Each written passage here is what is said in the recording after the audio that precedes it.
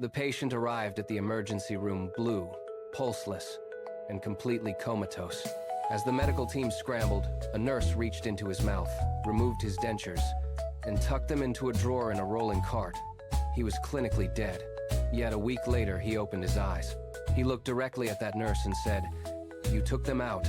They are in the drawer of the cart that runs on wheels." The nurse stood frozen. She had never seen this man conscious before. This encounter haunted Dr. Pim van Lommel, a Dutch cardiologist in the late 1980s. He was a man of clinical facts, not mysticism. He spent his days saving lives, not chasing ghost stories. But when the patient described the room he had never seen and recounted the exact actions of the medical team while his brain was flatlined, van Lommel could not let it go. He began asking other cardiac arrest survivors if they remembered anything during their time on the brink.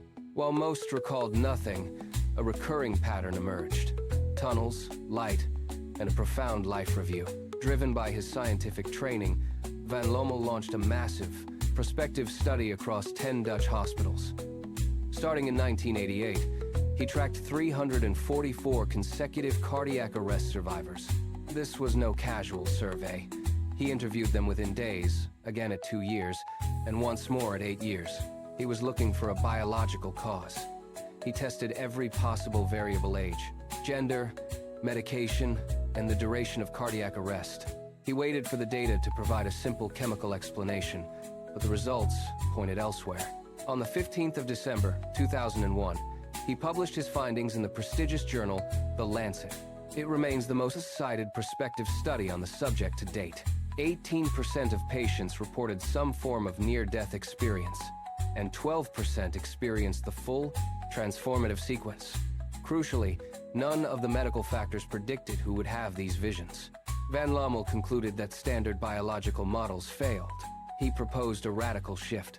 The brain might not produce consciousness at all. Instead, he suggested the brain acts as a receiver, much like a radio or a television, processing a signal that exists independently of the hardware. The patient with the dentures remains the cornerstone of this research. His brain was off by every medical measurement, showing no activity, yet he returned with knowledge he could not possibly possess. If the brain is off, how can the mind be so vividly awake? This question shattered the foundations of traditional neuroscience.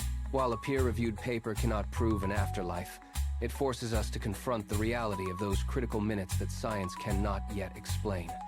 A skeptic turned researcher, van Lommel presented data that his entire field must now reckon with.